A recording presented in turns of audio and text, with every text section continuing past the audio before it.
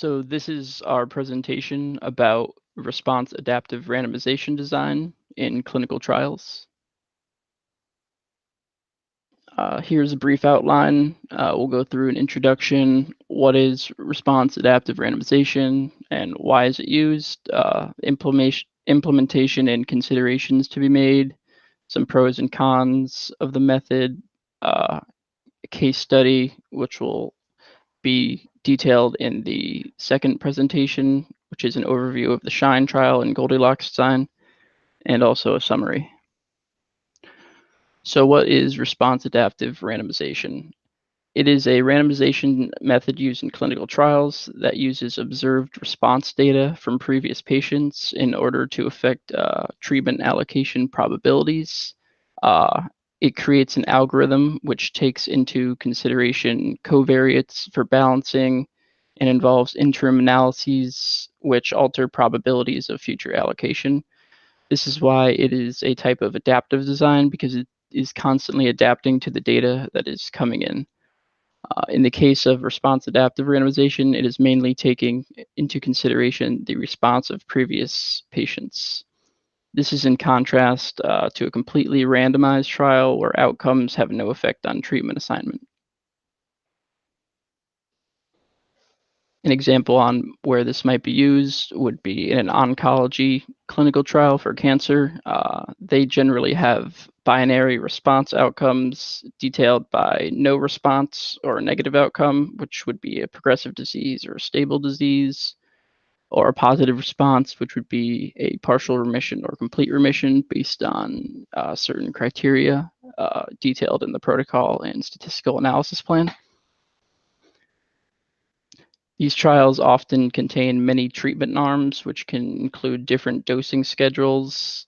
For example, if an investigational product is being looked at, perhaps one dosing schedule would be 3 weeks on and 1 week off, taking the product twice a day, or perhaps a continuous treatment, which would be maybe 2 doses a day at a lower dose level continuously every day with no time off. Or sometimes they have combination treatment arms where different drugs are given in different combinations. And the point of these arms is to assess the efficacy of each arm individually and see if there's a better performing regimen of the drug. So basically, more responses would give you a higher probability of assignment to the better arm that's seeing the better responses. The arms are often different in their response rates. So again, more subjects would be able to be assigned to the better performing arms in a case like this. So how widespread is this design method? It's actually not very common. Very few confirmative trials using R have been reported. It's relatively rare. The main reason for this is that the design technique reduces the power of the results, which I will talk about in greater detail a little later on. This method has been more widely used in early phase clinical trials than in later stage clinical trials. On top of using responses to influence the assessment of patients to different treatment arms, some other considerations in the algorithms are general operation characteristics of the trial, such as enrollment rate and response delay, which are generally key factors in the success or failure of a clinical trial. For the previous example about cancer, there are 2 main factors, as it often can take months to get response data for these patients, which usually involve a CT or PET scan with lesion measurements and other factors related to the cancer being measured. For enrollment delay, it is not uncommon for trial recruitment to be multiple weeks between each unique subjects. Many cancers and treatments are very specialized to the target population, so it is usually much lower than the example a drug is used. For example, if diabetes is used or any more widespread disease outcomes. So we'll talk a little bit about covariance balancing. Balancing covariates can be an important consideration to make when designing the response adaptive randomization algorithm. This becomes an important factor because the more the patient allocation deviates from a purely random assignment scheme, the higher the chance that selection bias can be introduced to the trial. For trials with a low expected sample size, this can even be a problem in a simple randomization scheme. Different covariates can be given different control limits for p-values in the algorithm, which can be fine-tuned in order to rank the importance of specific covariates. Throughout the study, interim tests can be performed on the covariates to make sure there is no significant difference between the treatment arms in respect to these covariates. An example of how this consideration might be made is if many baseline characteristics are recorded for patients, the balancing of sex between groups may be more important than balancing of race or other less impactful factors. The flexibility of covariate balancing is wide and is often a major consideration in the use of adaptive design methods.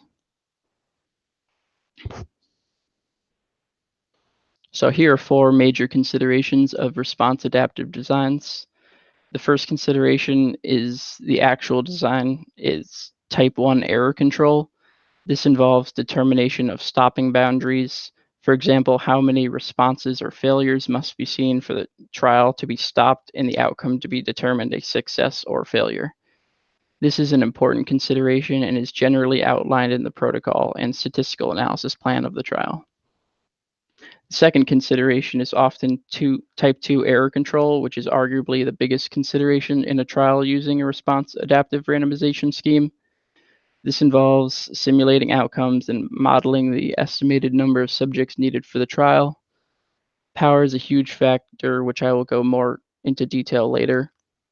This point should not be taken lightly because implementation of response adaptive randomization in a trial, as I have outlined in the treatment arms, may become imbalanced and recruitment rate might be low, which will severely impact the power.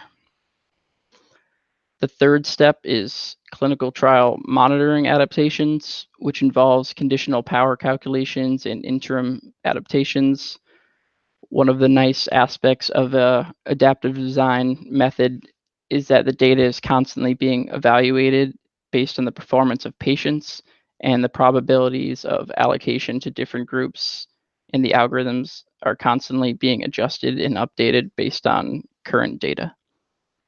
And the final step to consider for response adaptive designs is the primary outcome statistic, including point estimates alongside confidence intervals, as well as adjusted p-values. So why would anybody want to use this method? There are 2 main factors of implementation of response adaptive randomization: ethical considerations and statistical efficiency considerations.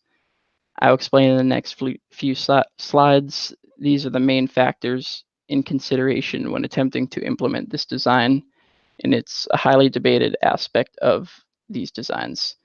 Balancing these 2 competing interests is the most important aspect of implementing this design. So here I'm going to talk a little about the benefits of response adaptive randomization. There are some key benefits that should not be overlooked. The first benefit is it can increase the probability of success in the trial. If success is defined as hitting a particular number of responses or an overall response rate, as is the case for many cancer trials, a design that allocates more subjects to the better performing group can achieve this goal quicker and more efficiently. The benefit of this is demonstrating early success, in particular treatment arms, which can lead to further exploration of a drug of interest. Because of this, it can even reduce the time to market for the drug, as the threshold of success for the primary outcome can be reached quicker, which can massively reduce the time it takes to get the drug onto the market, especially if enrollment poses a significant issue for the particular disease of interest. The main ethical benefit comes from the simple fact that a higher percentage of patients will be receiving the more effective treatment, and conversely, less patients will be treated with a less effective treatment. This is where the response-adaptive randomization design really shines as compared to other randomization techniques used in non-adaptive design methods. Consider again a trial involving an investigational product for a specific cancer type. Many patients have very poor outcome expectations with existing treatments, so if a particular treatment is showing a real benefit over another one in the trial, it is of tremendous value for the patients to be subjected to the more effective treatment. This can be the difference between life and death for many individuals, which should always be of great consideration when performing a trial. The end goal of all trials is to establish a treatment with better outcomes for the population of interest, and it is the reason that brings everyone into a clinical trial and why so much time, effort, and resources are poured into these trials.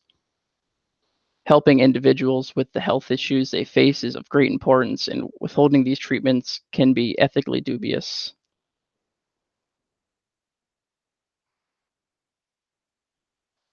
So again, response adaptive randomization allows more treatment or more patients to be assigned to the better treatments. It's of great ethical benefit as the patients are receiving a better treatment. And this is something that is not seen or taken into consideration with a simple randomization scheme. Now I'm going to get into a little bit of the drawbacks of response adaptive randomization. They should be clearly understood, and it should also be heavily considered. Over time, the better one treatment arm performs over another, the more skewed the assignment allocation will be in favor of the better performing arm, depending on how the algorithm is calculated. As statisticians, we know this can greatly affect some important statistical aspects of the trial. The more imbalanced the treatment arms become, the lower the statistical power will be, and the harder it will be to make solid conclusions about the trial. Depending on the importance of statistical power in relation to the particular trial, this point should not be overlooked and is the main reason why response adaptive randomization designs have not been more widely implemented, and are the main reason they are met with skepticism often. Trials are often very costly per patient, and I have stated earlier, it is often difficult to meet the desired sample size due to lack of resources or simply lack of a large patient population. The smaller the sample size, the harder it will be to compensate for the power imbalance caused by this design method. This also is affected by the primary response delay, and the longer the delay, the less effective response adaptive randomization can become.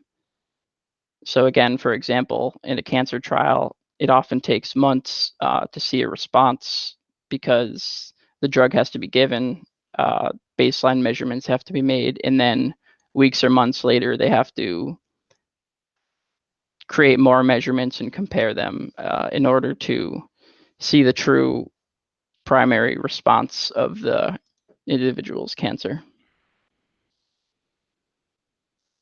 So these next couple slides, I'm going to talk about an example of what can happen with response adaptive randomization technique. So the example I'm going to be referring to is a Michigan ECMO trial, which studied the effectiveness of extracorporeal membrane oxygenation in patients with respiratory failure versus a conventional treatment. This trial design utilized response adaptive randomization and used play the winner randomization technique, which greatly increases the chances of treatment assignment based on previous outcomes. So this trial was met with some skepticism as it ended with a total of 12 subjects across the two treatment arms, and in the end, 11 patients were assigned to the new ECMO arm, while only one patient was assigned to the arm using the conventional treatment option.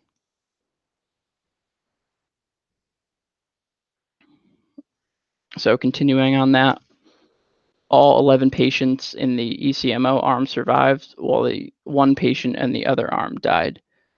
This was a stark outcome, and as you can tell, this is a very good outcome in terms of ethical benefit, as it is likely that a higher percentage of those 12 individuals who would have died in a simple randomization scheme if more subjects were in the conventional treatment arm. It appears in this case lives were saved through the use of this trial design. The controversy of the results of this trial were the fact that the final allocation ratio was 11:1, which does not allow for much of a statistical comparison between treatment arms. Could it have been more attributed to chance that the one subject in the conventional arm died? It's unclear given the extremely high allocation ratio. Some takeaways from this example: it's a great example of how a response-adaptive randomization design walks the line between ethics and statistical efficiency. The ethics and efficiency, and more specifically power calculations, are in contrast with each other as they are competing demands. And unfortunately, maximum efficiency in both of these aspects cannot be achieved simultaneously.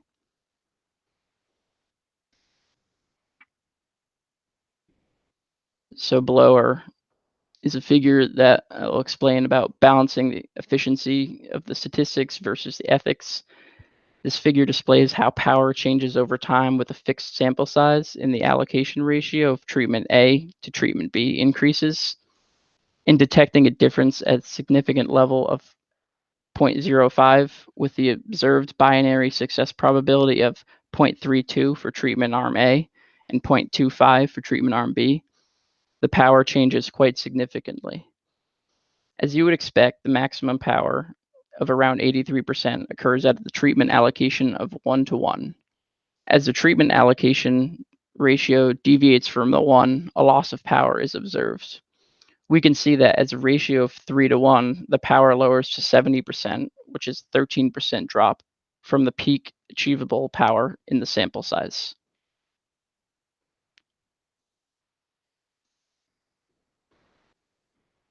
So continuing on that, this figure displays the overall number of failures of the trial based on the treatment allocation ratio with a fixed sample size and a fixed power.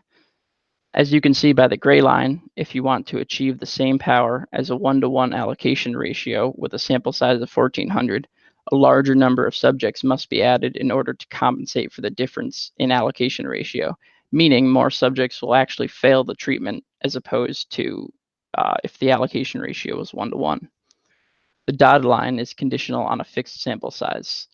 Power is being lost, which is not represented here by that line, as the ratio changes and deviates more from 1, and the number of failures decreases linearly over time as the ratio increases for the better performing treatment arm.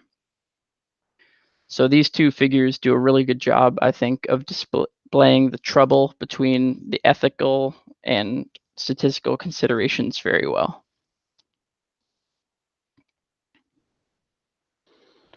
So when is response adaptive randomization useful? When power is not of great importance.